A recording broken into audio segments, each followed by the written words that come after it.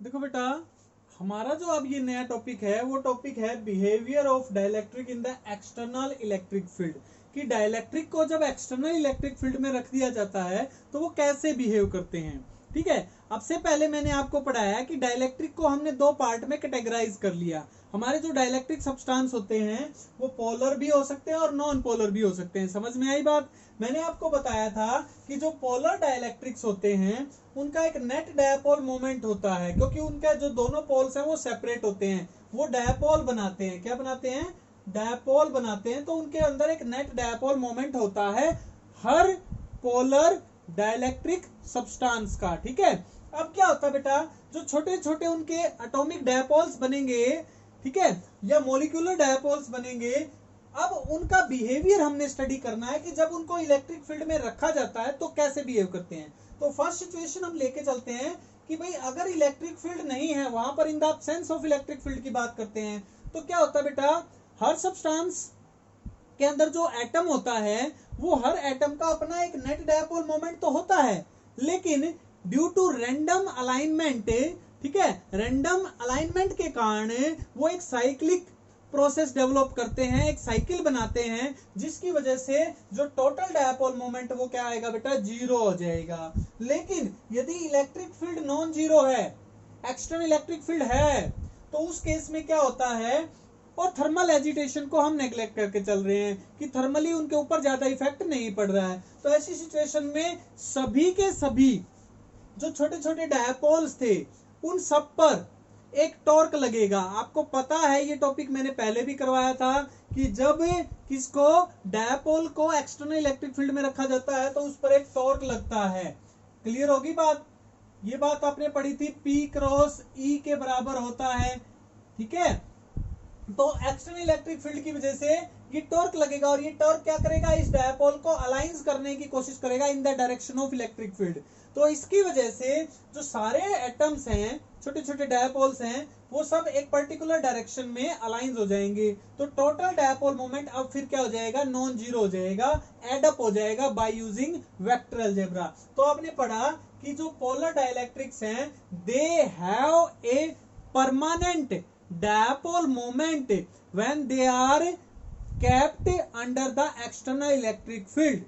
अब बात करते हैं नॉन पोलर डाइलेक्ट्रिक की।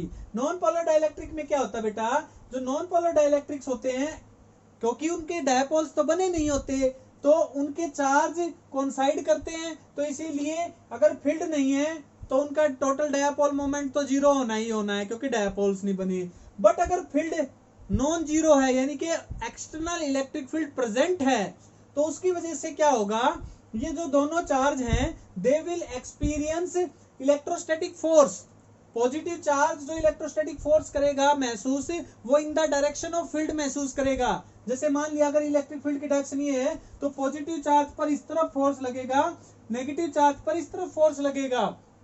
ठीक है, तो इससे क्या होगा, दोनों चार्ज सेपरेट हो जाएंगे। दोनों चार्ज सेपरेट होने से उन दोनों के बीच में क्या हो जाएगा बेटा, एक डायपोल क्रिएट हो जाएगा। तो इससे क्या क्या सीखा हमने कि जब नॉन पोलर डाइलेक्ट्रिक्स को इलेक्ट्रिक फील्ड में रखा जाता है तो इंड्यूस्ड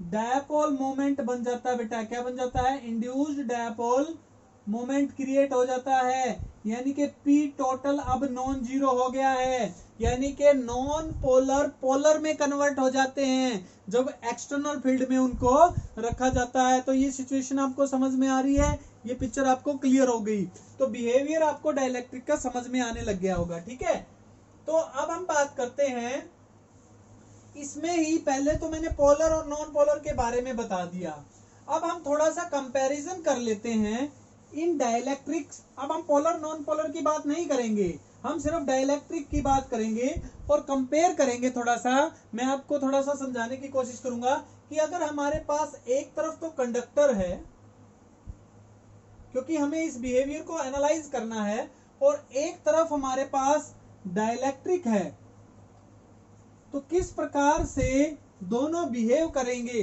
किसके अंदर, एक्सटर्नल इलेक्ट्रिक फील्ड में। हम दोनों सिचुएशन में external electric field non zero लेकर चल रहे हैं। ठीक है, तो देखिए मान लिया ये हमारे पास कंडक्टर है, तो कंडक्टर में क्या होता है बेटा, कंडक्टर में फ्री इलेक्ट्रॉन्स होते हैं, आपको सबको पता है।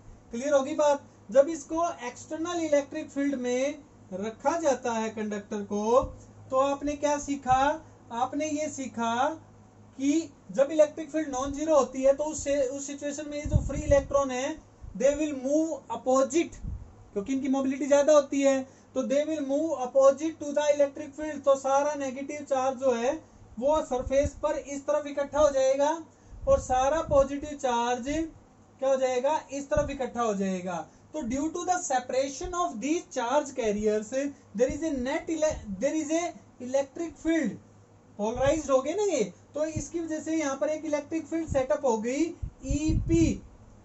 ईपी जो है बेटा वो अपोजिट है, अपोजिट टू ई नोट, ठीक है। और वो इस प्रकार से डेवलप होती है कि जो मैग्नीट्यूड ऑफ ईपी है कंडक्टर्स के केस में वो इक्वल होता है ई नोट के। तो जो नेट फील्ड हो जाएगी, नेट फील्ड, नेट फील्ड क्या होती है बेटा, ई नोट प्लस ईपी, दोनों को वेक्टर सम करेंगे। वेक्टर सम करते हैं तो डायरेक्शन भी ध्यान में रखनी होती है। अब देखो ई नोट की डायरेक्शन तो बेटा ये है और ईपी की डायरेक्शन ये है, तो ई का रिजल्ट क्या आने वाला है, इक्वल एंड अपोजिट, मैग्नीट्यूड बराबर है तो रिजल्ट आएगा जीरो। तो ये रिजल्ट क्या हो जाएगा, जीरो। तो कंडक्टर्स कैसे बिहेव करते हैं आपने ये पढ़ भी रखा है, मैंने फिर से आपको बता दिया। अब बात करते हैं डाइलेक्ट्रिक में क्या होता है बेटा। डाइलेक्ट्रिक के अंदर चार्ज कैरियर्स की मूवमेंट नहीं होती, क्योंकि इनके पास फ्री चार्ज कैरियर्स तो होते नहीं। अब किसी डाइलेक्ट्रिक को जब इलेक्ट्रिक फील्ड में रख दिया जाता है, मान लिया ये एक्सटर्नल इलेक्ट्रिक फील्ड में हमने डाइलेक्ट्रिक रख दिया आपकी बात, तो क्या होगा बेटा, इससे क्या होगा, डाइलेक्ट्रिक के पास जो एटम्स होते हैं they have their dipole moment, छोटे छोटे डायपोल्स बना देंगे, ठीक है। तो यहाँ पर opposite to the direction, dipoles में क्या होता है बेटा, एक नेगेटिव चार्ज होता है, एक पॉजिटिव चार्ज। तो ये जो नेगेटिव चार्ज है अपोजिट फोर्स महसूस करेगा, अभी अभी बताया था इससे प्रीवियस टॉपिक में, और पॉजिटिव चार्ज जो है वो in the direction of field में फोर्स को महसूस करेगा। तो माइनस प्लस एक डायपोल ये बन गया, माइनस प्लस एक डायपोल ये बन गया, माइनस प्लस। तो इस प्रकार से बेटा फील्ड के इफेक्ट की वजह से, देखो पोलर हैं तो अलाइंस करेंगे, नॉन पोलर हैं तो इंड्यूस करेंगे, ठीक है। तो इस प्रकार से दोनों सिचुएशन में डाइलेक्ट्रिक में डायपोल्स बन जाते हैं, मैंने आपको ये बता दिया। तो इधर बन गए, इसी प्रकार से यहाँ पर भी हो जाएगा माइनस प्लस। अब मैं माइनस प्लस और माइनस प्लस, तो इस प्रकार से यहाँ पे मैं एक इधर बना देता हूं, एक लाइन ये बना देता हूं।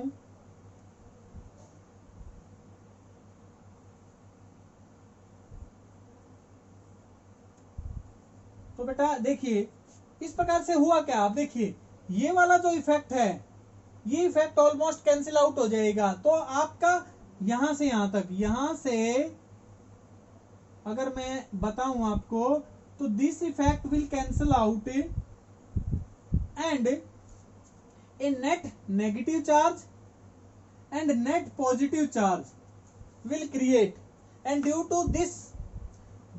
this polarity of the charges there is a net electric field EP, ठीक है, generated inside the dielectric। but क्योंकि ये यहाँ पे सारा तो चार्ज कैंसिल आउट नहीं हुआ है ना, तो सारे चार्ज इनका इफेक्ट तो नेग्लेक्ट हो गया है, तो इसीलिए जो ईपी का मैग्नीट्यूड है वो लेस देन रहेगा ई नॉट के मैग्नीट्यूड से। तो आप याद रखना कि सेम घटना इसमें हो रही है, इसमें भी हो रही है। इसमें इमोबिलिटी ऑफ चार्ज कैरियर्स की वजह से चार्ज कैरियर्स मूवेबल नहीं है, तो उसकी वजह से बेटा जो इंड्यूस्ड फील्ड है, ये जो इलेक्ट्रिक फील्ड है बेटा, ये जो पोलराइज्ड फील्ड है, ये इससे इसका मैग्नीट्यूड कम होगा। तो जो नेट फील्ड होगी इसको क्या बोलेंगे, नेट फील्ड को रिड्यूस्ड इलेक्ट्रिक फील्ड। इस नेट फील्ड की वैल्यू क्या आएगी बेटा, E naught plus EP, opposite direction है तो ये नॉन जीरो आ जाएगी। नेट डायपोल मोमेंट होने की वजह से हमारी जो इंड्यूस्ड इलेक्ट्रिक फील्ड है, ई आई भी इसको लिख देते हैं, तो ये E naught plus EP that will be non zero. Clear होगी। तो इससे हमें समझ में आया कि क्या होता है डाइलेक्ट्रिक के अंदर। डाइलेक्ट्रिक के अंदर एक इंड्यूस्ड इलेक्ट्रिक फील्ड डेवलप हो जाती है। ठीक है, यानी कि इस फील्ड की वजह से इस रिड्यूस वैल्यू को क्या बोले, इसको रिड्यूस वैल्यू क्यों बोला है, क्योंकि जो हमारी एक्सटर्नल इलेक्ट्रिक फील्ड है उसकी वैल्यू जीरो नहीं हो पाती है, कैंसिल आउट नहीं हो पाती है, लेकिन रिड्यूस जरूर हो जाती है डाइलेक्ट्रिक के अंदर। तो ये बिहेवियर है किसका, डाइलेक्ट्रिक का। कब, जब उसको एक्सटर्नल इलेक्ट्रिक फील्ड में रखा जाता है। तो बेटा ये आपको समझ में आया, क्लियर हुई ये बात। ठीक है, अब हम बात करेंगे पोलराइजेशन वेक्टर की। इसकी बात करेंगे कि पोलराइजेशन वेक्टर क्या होता है। एक्चुअली में हमें पहले पोलराइजेशन वेक्टर से पहले ये तो समझना पड़ेगा ना कि पोलराइजेशन क्या होता है। क्लियर होगी बात। तो पोलराइजेशन क्या है, सबसे पहले हमें पोलराइजेशन की घटना को समझना है। डाइलेक्ट्रिक में क्या हो रहा था, डाइलेक्ट्रिक में क्या हो रहा था, when a dielectric is kept in the external electric field then permanent dipole moment is induced. ठीक है, क्या कह रहा हूं मैं, when the dipole is kept in the external electric field dipole moment, net dipole moment is induced in the dielectric, and the process of inducing net dipole moment in the dielectric is known as polarization। इस घटना को क्या बोलते हैं बेटा, polarisation बोलते हैं। Clear होगी बात। तो इसका मतलब जब भी पोलराइजेशन होगा तो हमारे पास डायपोल मोमेंट आएगा जो कि जीरो नहीं होगा। कितना होगा, देखो अब हम बात कर रहे हैं डाइलेक्ट्रिक की, चाहे पोलर हो चाहे नॉन पोलर हो। तो डाइलेक्ट्रिक के केस में क्या होता है बेटा, एक डायपोल, मान लिया एक सब्सटेंस है उसमें n डायपोल्स बनते हैं और एक डायपोल का डायपोल मोमेंट है p। तो सारे के सारे अलाइंस होंगे तो हम यहाँ पे सुपरपोजिशन प्रिंसिपल लगाएंगे, p plus and n times. तो टोटल क्या हो गया, n into P. n into P क्या है बेटा, आपका टोटल डायपोल मोमेंट। ये आपका टोटल डायपोल मोमेंट है और इसको हम एक वेक्टर से रिप्रेजेंट करते हैं। ठीक है, ये डायपोल मोमेंट क्या बन जाएगा आपका, इसको हम पोलराइजर वेक्टर या पोलराइजेशन वेक्टर भी बोलते हैं। क्या बोलते हैं, पोलराइजेशन वेक्टर। Polarization vector. और इसकी एक डेफिनेशन और बनेगी बेटा, polarization vector is defined as net dipole moment per unit volume. तो net dipole moment per unit volume को ही पोलराइजेशन वेक्टर से, या इंड्यूस्ड डायपोल मोमेंट, जो टोटल इंड्यूस्ड डायपोल मोमेंट है पर यूनिट वॉल्यूम है, वो हमारा क्या कहलाता है, पोलराइजेशन वेक्टर कहलाता है। बात समझ में आई। अब डायपोल मोमेंट जो होता है, ध्यान से सुनो, डायपोल मोमेंट का फार्मूला क्या होता है, n तो नंबर है बेटा। डायपोल मोमेंट का फार्मूला क्या होता है, चार्ज इंटू लेंथ बटे वॉल्यूम क्या होती है, एरिया इंटू लेंथ। लेंथ उतनी आएगी 2a, 2a से 2a कैंसिल हो गया। तो अगर हम ध्यान से देखें तो n/a, या हम इसकी यूनिट्स को डिफाइन करें तो कूलाम पर मीटर स्क्वायर आएगी। डायमेंशंस भी आप क्रिएट कर सकते हैं, कूलाम को 80 लिख देंगे तो m0 L2 माइनस, ठीक है, 0 और t आएगा तो T1। और ये रिजल्ट हमारा डायमेंशनल फॉर्मूला बताता है। किसका डायमेंशनल फॉर्मूला बताता बेटा, ये आपका पोलराइजेशन वेक्टर का डायमेंशनल फॉर्मूला है। क्लियर हुई बात। तो यहां तक आपने सीखा। अब हमने रिड्यूस्ड इलेक्ट्रिक फील्ड जो निकाली थी, ठीक है, उसको हम रिप्रेजेंट करने की कोशिश करेंगे दोबारा से। अब छोटे छोटे टॉपिक्स हैं बेटा, छोटी छोटी वैल्यूज को हमें एनालाइज करना है जो हमने अभी तक सीखा है। डाइलेक्ट्रिक के बारे में पढ़ रहे हैं तो थोड़ा थोड़ा मतलब क्लैरिफिकेशन होना चाहिए टॉपिक्स के अंदर। ठीक है, अब हमने क्या सीखा था कि जो रिड्यूस्ड इलेक्ट्रिक फील्ड है, हम इसको ER से रिप्रेजेंट करते हैं। वो क्या आई थी हमारी, E0 वेक्टोरिकली अगर हम लिखेंगे तो E0 प्लस EP आई थी। क्लियर हो गई बात। अब बेटा electric field due to plane infinite sheet की तरह बिहेव करेंगे तो E0 क्या लिखेंगे हम उसको, मैग्नीट्यूड वाइज लिख लेते हैं, सिग्मा अपॉन एप्सिलॉन नॉट। और ये पोलराइजेशन की वजह से इलेक्ट्रिक फील्ड है, तो इलेक्ट्रिक फील्ड इसका मैग्नीट्यूड क्या आएगा, polarisation density upon epsilon naught. ठीक है, तो दोनों फील्ड की वैल्यू लिख देंगे हम।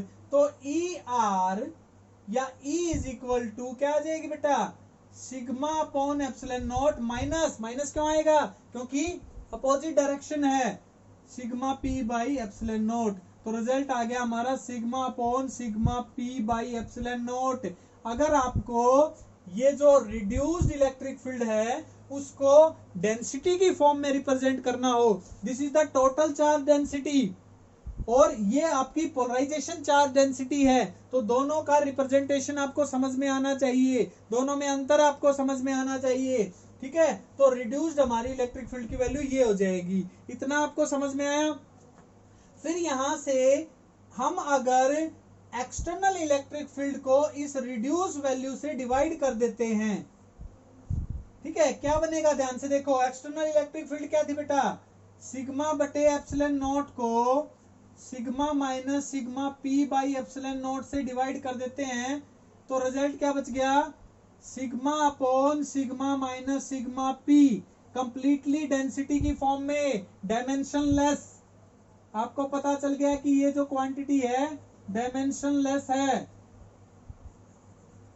ठीक है, यूनिट लेस और डायमेंशन लेस। तो इस क्वांटिटी को the ratio of external electric field to the reduced electric field, that is known as dielectric constant. इसको क्या बोलोगे, डाई इलेक्ट्रिक कांस्टेंट। आपको ये बात भी समझ में आनी चाहिए कि डाइलेक्ट्रिक कांस्टेंट क्या होता है, तो it is the ratio of external electric field to the reduced value of electric field. Clear हो गई आपको, ये पिक्चर समझ में आ गई। तो ये आपको छोटे छोटे points in terms of different values हम करने की कोशिश करें ताकि न्यूमेरिकल में हम इनका इस्तेमाल कर सके। ठीक है, ये बात आपको क्लियर हो चुकी है, समझ में भी आ गई होगी आपको। तो अब हम बात करेंगे बेटा, किसकी बात करते हैं, अब हमारे पास एक टॉपिक और छोटा सा है, बिल्कुल इसी को मॉडिफाई करके हमने लिखना है। क्या करेंगे हम लिखने के लिए, देखिए, तो देखिए बेटा अब हम रिलेशन डेवलप करते हैं, relation between total charge density and polarisation charge density. इनके बीच में क्या रिलेशन बनती है बेटा, ये समझने की कोशिश करनी है आपने कि ये दोनों आपस में कैसे रिलेट करते हैं। ठीक है, अब आपको वैल्यू पता है कि जो reduced value of electric field है वो क्या होती है, ई नॉट माइनस ईपी, पता है। अच्छा, ई नॉट की वैल्यू भी आपको पता है, सिग्मा अपॉन एप्सिलॉन नॉट, जबकि ईपी की वैल्यू क्या होती है, sigma P upon epsilon not, ये वैल्यू आपको पता है ना। तो यहां से ई नॉट इज इक्वल टू क्या आएगा, ई प्लस ईपी, ये समझ में आ रहा है आपको, ई प्लस ईपी। ठीक है, अच्छा अब देखिए एक और वैल्यू थी अभी अभी करवाई, के का मान क्या होता है, E naught upon E, E naught upon E, ये होता है ना। और ई की वैल्यू हम अगर बात करें तो ई नॉट अपॉन के, ऐसे लिख सकते हैं कि जो reduce value of electric field है, यानी कि ये वाली वैल्यू, ये नहीं, ई क्या होता है रिड्यूस वैल्यू, तो ई का मान क्या आ जाएगा, ई नॉट बाई के। तो यहां से हम ई की वैल्यू अगर लिखें, E is equal to E naught by K, यहां पर इस रिलेशन में is equal to E naught minus E P. ठीक है, क्लियर हो रही है ये बात आपको। ठीक है, तो यहां से देखिए बेटा, ई नॉट की वैल्यू क्या है, sigma upon K into epsilon naught is equal to sigma upon epsilon naught minus sigma P upon epsilon naught. Epsilon naught तीनों में कट जाता है, कॉमन निकाल के काट देना, इधर ले आओ बेटा, सिग्मा कॉमन निकाल दिया, 1/k minus 1 is equal to minus sigma P. Picture समझ में आ रही है ना, इधर माइनस को ले आओ, इधर से माइनस हटाओगे तो ये माइनस का ये प्लस का, तो रिजल्ट क्या बन गया, sigma into 1 minus 1 by K is equal to sigma P. अगर इसको सॉल्व करेंगे तो सिग्मा पी का मान क्या आएगा, सिग्मा के माइनस 1 बाई के। अब आपको पता है कि जो डाइलेक्ट्रिक कांस्टेंट है वो ग्रेटर देन डाइलेक्ट्रिक कांस्टेंट जो है बेटा ई नॉट बाई ई था, ई क्या थी, रिड्यूस वैल्यू थी, तो ये क्या आएगा आपका, जो हमारी वैल्यू है के इज ग्रेटर देन 1, अगर के ग्रेटर देन 1 है तो ये वैल्यू पॉजिटिव और ये वैल्यू 1 से बड़ी है, तो हमेशा सिग्मा पी का मान लेस देन क्या रहेगा, सिग्मा से रहेगा।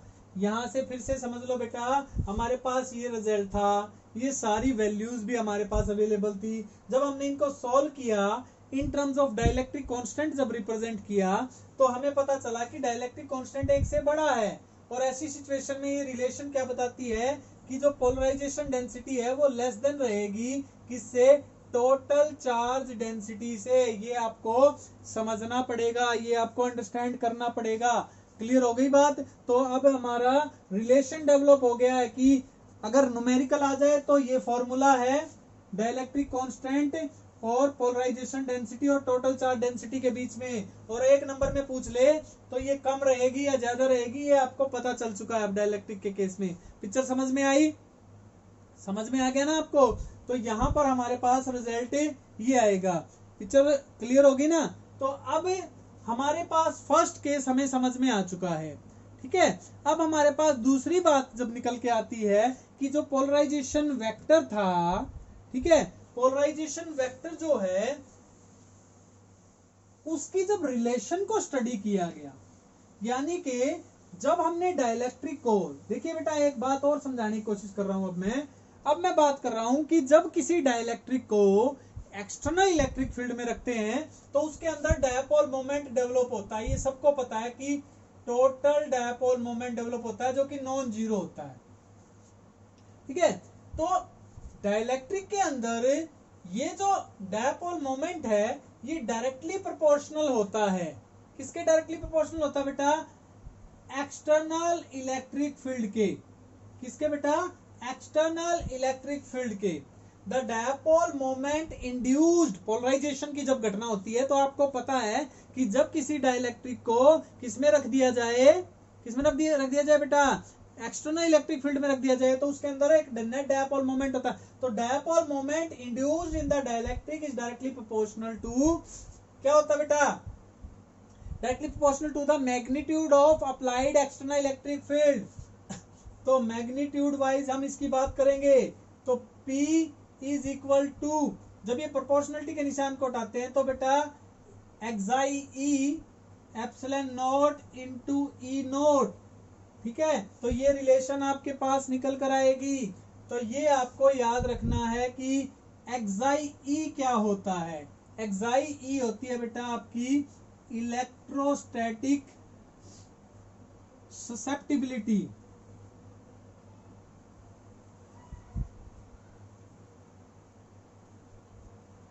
इलेक्ट्रोस्टैटिक ससेप्टिबिलिटी होती है बेटा। इलेक्ट्रोस्टैटिक ससेप्टिबिलिटी आपको क्या बताती है? Degree of polarisation produced by external field, ठीक है। कि जब भी किसी डाइलेक्ट्रिक को एक्सटर्नल फील्ड में रखा जाएगा तो वो कितनी डिग्री में पोलराइजेशन प्रोड्यूस करती है, कितनी अमाउंट में पोलराइज करती है, तो वो टर्म कहां से निकलेगी बेटा? यहां से निकलेगी। क्लियर होगी आपको पिक्चर? तो आज का हमारा ये टॉपिक था। यहां तक मैंने आपको पढ़ा दिया कि किस प्रकार से डाइलेक्ट्रिक जो है वो डिफरेंट सर्कमस्टांसेस में या किस प्रकार से कौन कौन से बिहेवियर्स को शो करता है और उसके अंदर क्या क्या डेवलपमेंट्स बनती हैं जब उसको एक्सटर्नल इलेक्ट्रिक फील्ड में रखा जाता है। समझ में आ गई बात? तो हमारा अब जो नेक्स्ट टॉपिक रहेगा वो रहेगा इलेक्ट्रिकल कैपेसिटेंस की बात करेंगे हम, ठीक है। तो कैपेसिटेंस हम निकालेंगे तो उसके बारे में हम चर्चा करेंगे नेक्स्ट लेक्चर में। तब तक आप इसको प्रिपेयर कर लेंगे। ठीक है बेटा।